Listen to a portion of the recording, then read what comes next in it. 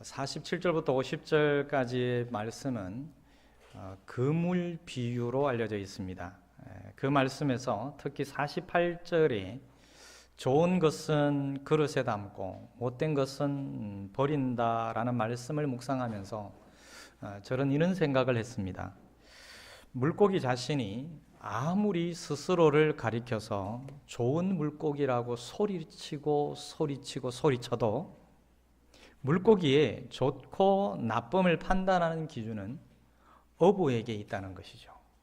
그것처럼 내가 아무리 내 방식으로 내 생각으로 잘 살았다 하더라도, 많은 것을 남겼다 할지라도 그것이 하나님의 방식이 아니라면 그것은 못된 것이라는 거죠. 이 못된 것으로 번역된 헬라어는 뭐냐면 사프로스라는 말인데, 썩은 것, 부패한 것, 쓸모없는 것이라는 거예요. 그냥 못됐다, 성질이 못됐다라는 그 뜻이 아니라 하나님의 방식, 하나님의 기준에서 봤을 때에 썩었다는 겁니다. 부패했다는 거죠. 그러니까 이게 어디에 쓸데 있겠습니까? 아무짝에도 쓸모가 없는 거예요. 썩고 부패한 것은 쓸데가 없습니다. 우리가 하나님, 나 이 정도 되면 괜찮지 않습니까? 나 좋은 사람이라니까요. 내 정말 좋은 그리스도인이라니까요. 아무리 소리쳐도 하나님 기준에서 봤을 때에 그 기준에 맞지 않으면 썩고 부패하고 쓸모없는 것이 되어서, 못된 것이 되어서 집어서 버린다라는 말씀이에요. 따라서 우리는 오늘도 말씀을 통해서 하나님의 생각을 깨닫는 것이 중요하기 때문에 깨달음의 은혜와 하나님의 방식을 우리의 삶으로 살아내는 그런 결단이 있기를 바랍니다. 이제 51절로 가서 보면은 예수님께서 천국에 대하여 비유로 말씀하신 다음에 제자들에게 너희가 이것들을 모두 깨달았느냐라고 물으십니다. 그때 제자들이 대답하기를 네, 그렇습니다. 다 깨달았습니다라고 대답을 합니다.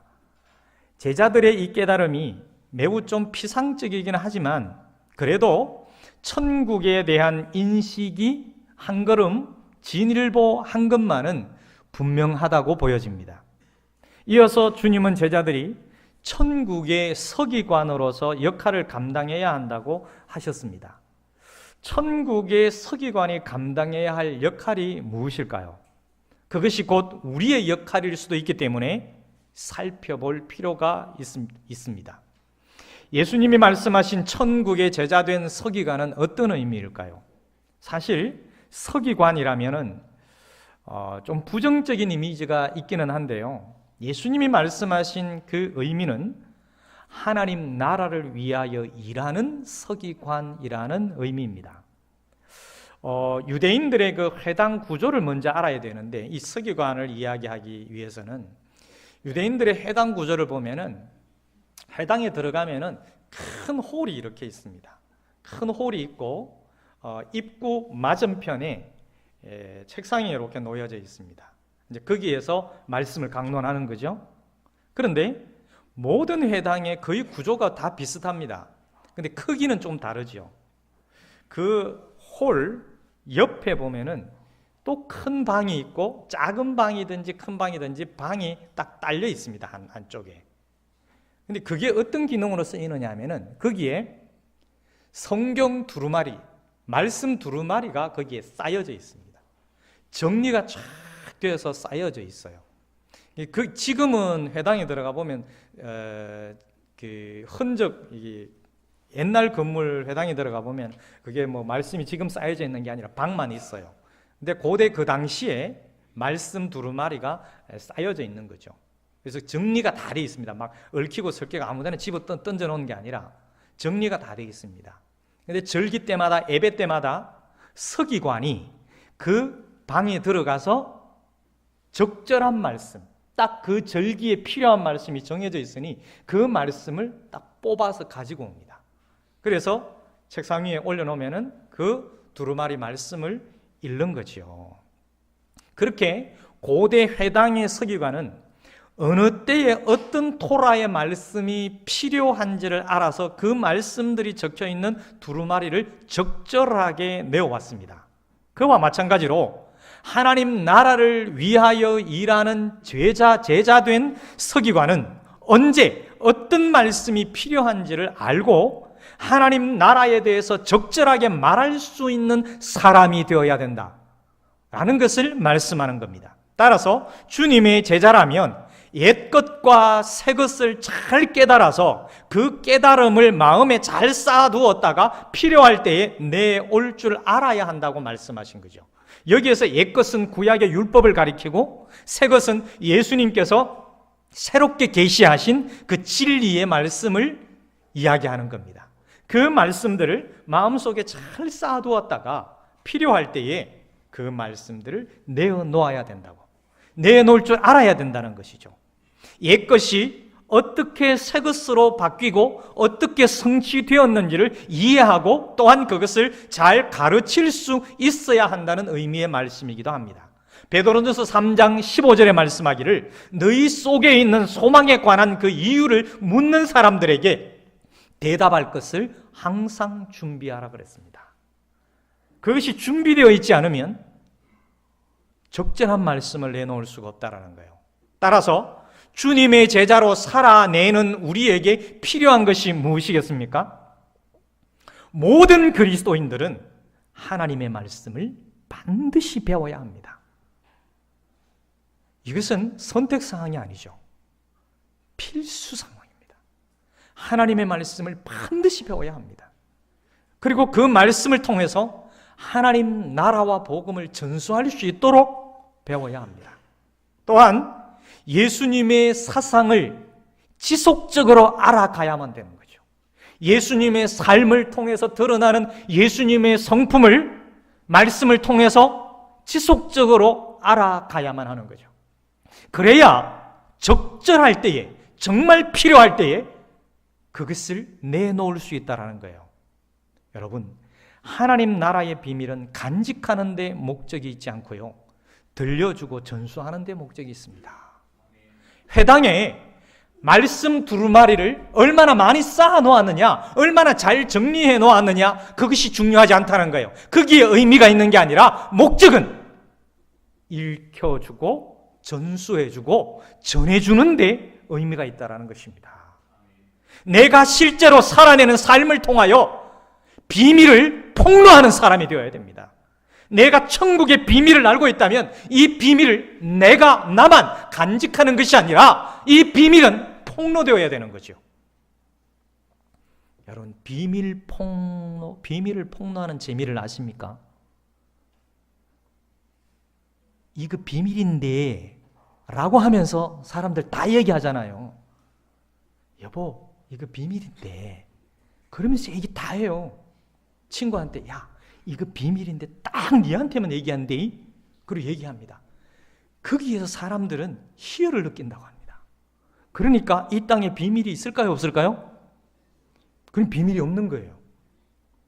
그런데 사실은 그런 비밀은 지켜줘야 되거든요.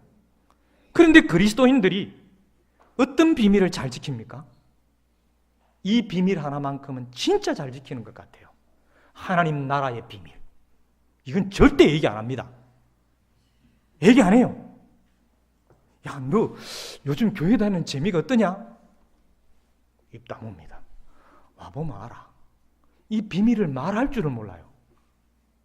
내가 왜 이렇게 살고 있는지 말할 줄을 모릅니다.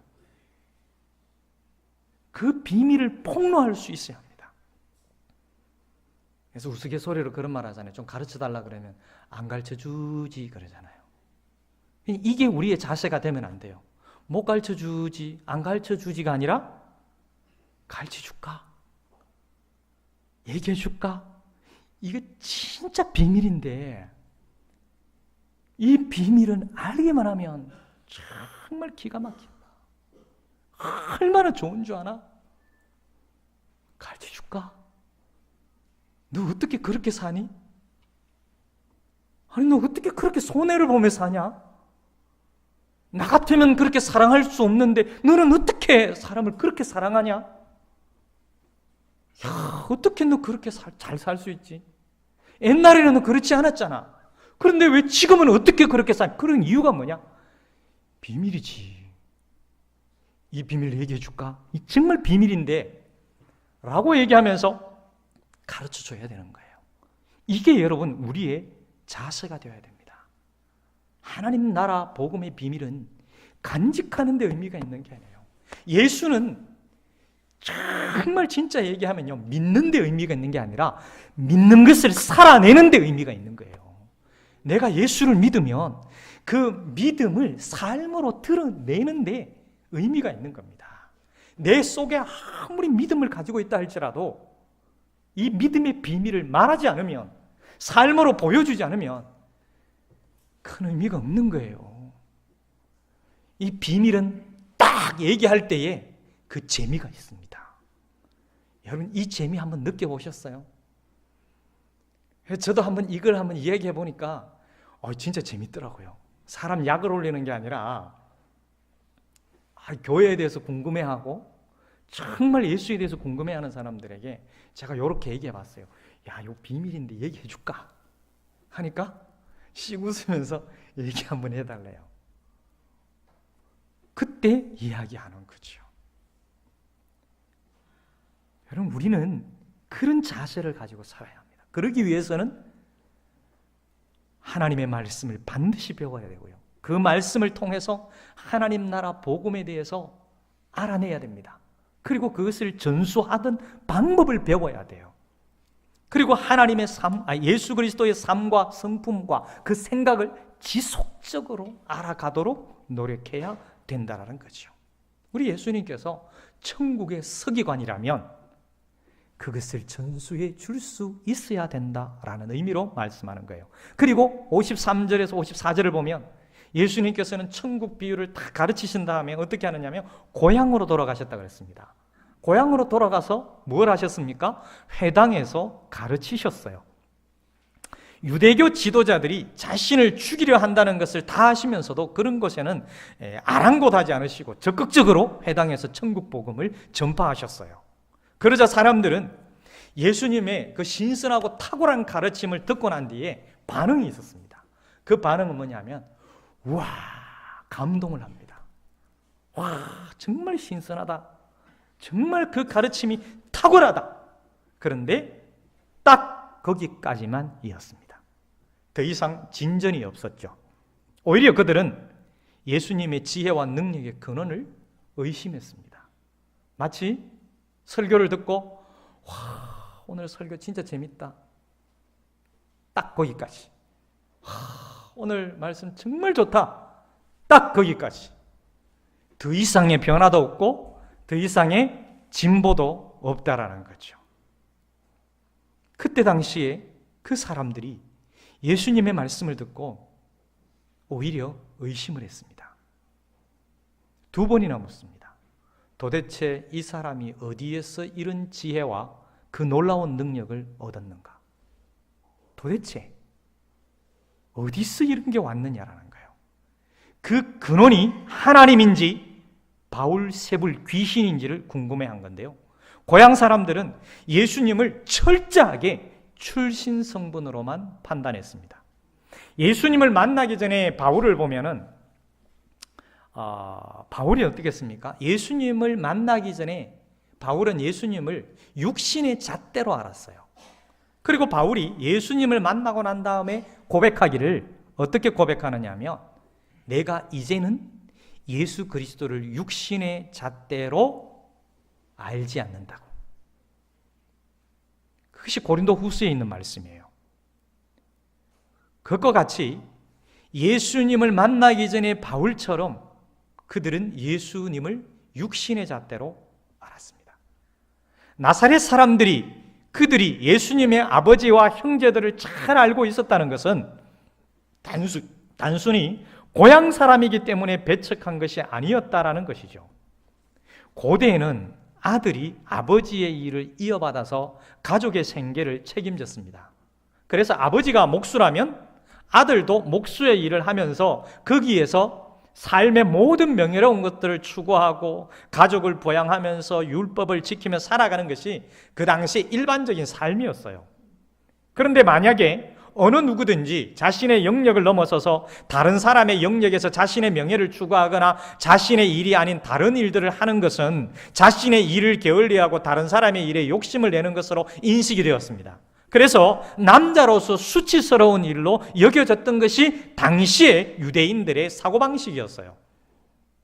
그러니까 예수님의 근본, 예수님의 출신 성분을 정확하게 알고 있는 고향 사람들, 나사렛 사람들의 입장에서 본다면 예수님이 말씀을 전파하고 율법을 강론하는 것은 자신의 일을 게을리하고 다른 사람의 영역에 욕심을 낸 것으로 목수로서 합당치 않은 행위였다라는 거예요.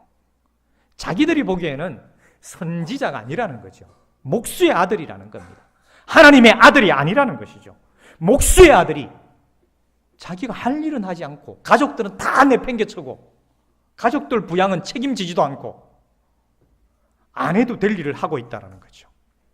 그래서 당시 유대인들의 의식에 의하면 지금 예수라는 청년이 회당에서 하고 있는 일은 그의 일이 아니라는 거예요.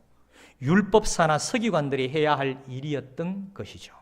게다가 예수는 자신의 어머니와 형제들과 누이들을 부양해야 할 자신만의 책임이 있음에도 불구하고 그것을 외면하고 다른 일에 몰두하고 있는 것으로 인식이 된 것이죠.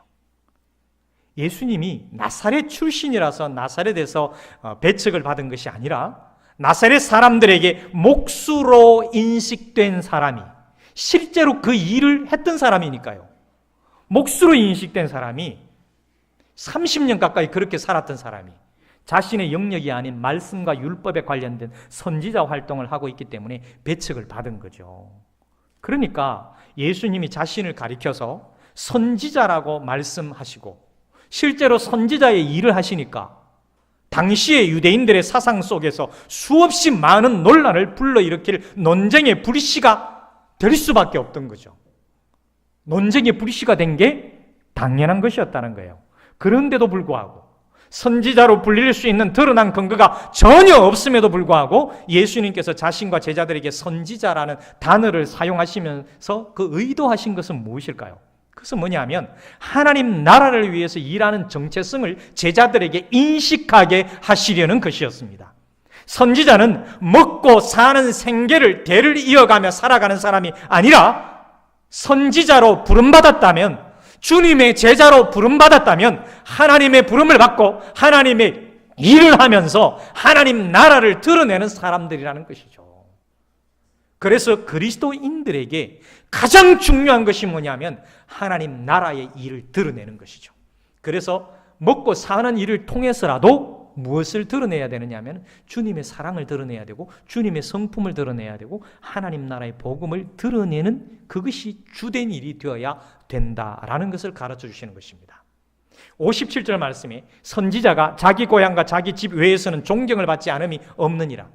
선지자는 어디서나 존경을 받는데 그런 선지자도 제 고향과 제 집에서만은 무시당한다라는 의미의 말씀입니다.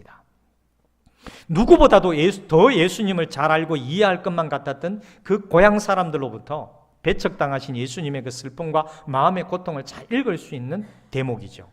선지자 에레미야처럼 예수님도 가장 가까운 이들로부터 배척을 당하셨습니다. 마가복음 3장에 보면 예수님의 친척들조차도 예수님이 미쳤다는 그 소문을 듣고 같이 생각했습니다. 동의를 했습니다. 그러니까 어떻게 예수님을 구주로 믿을 수 있었겠습니까? 육신의 잣대로 예수를 알아서는 믿음이 생길 수가 없는 거죠. 믿음이 안 생기니 예수님이 아무리 기적을 행해도 아무 소용이 없는 것입니다. 믿음이 있어야 그 예수를 그리스도로 믿어야 예수를 목수의 아들이 아니라 하나님의 아들로 믿어야만 기적이 기적으로 다가오게 되는 것이죠. 하나님의 일로 다가오게 되는 것입니다.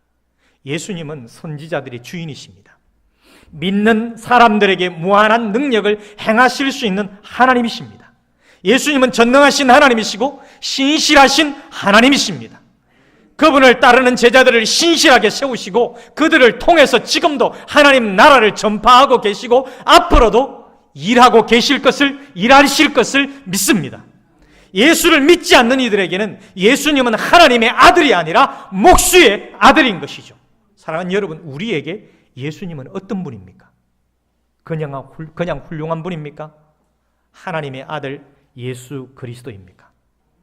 내 인생의 주인입니까? 내 인생의 모습입니까? 예수가 누구입니까? 나를 변화시키는 분이 예수님인 줄로 믿으십니까? 정말로 예수님의 말씀을 믿고 따르면, 그 말씀을 매일매일 묵상하면 내 삶이 변화되어 갈 것을 믿으십니까? 안 믿는다면 예수는 그리스도가 아니라, 예수는 하나님의 아들이 아니라 그냥 예수는 훌륭한 사람에 불과하다는 거죠. 여러 성인들 중에서 한 사람에 불과하다는 것입니다. 예수의 가르침을 여러분 어떻게 받아들이고 있습니까? 그 말씀을 잘 깨달아서 아는 대로 살아내려고 애를 쓰고 있습니까? 예수님의 고향 사람들처럼, 예수님의 출신 성분 때문에 선지자로 믿지 못했던 것처럼, 혹시 내가 갖고 있는 그릇된 편견이나 선입견이 예수님을 향한 나의 믿음을 방해하는 장애물이 되고 있지는 않습니까? 사랑하는 여러분, 예수님에 대해서 아는 것이 중요한 것이 아니라 예수님을 믿는 것이 중요합니다. 그리고 더 나아가서 더 중요한 것은 뭐냐면 그 믿음을 삶으로 표현해 내는 것이 중요합니다. 예수님을 믿고 따르는 사람으로서 복음을 잘 전달할 수 있는 준비를 하고 실제로 살아내는 것, 이것이 더욱더 중요하다는 겁니다. 사랑하는 여러분, 예수님을 제대로 믿고 예수님 말씀을 제대로 전달할 수 있는 그런 좋은 그리스도인으로 잘 성장해 가시기를 주님의 이름으로 축원합니다. 이 시간 오늘 말씀을 생각하면서 잠시 침묵하며 되돌아보도록 하겠습니다. 예수님은 나에게 어떤 분입니까? 그냥 훌륭한 분입니까? 하나님의 아들 예수 그리스도입니까? 예수님이 내 인생의 주인입니까? 내가 필요할 때마다 부려먹는 내 인생의 서비스맨입니까?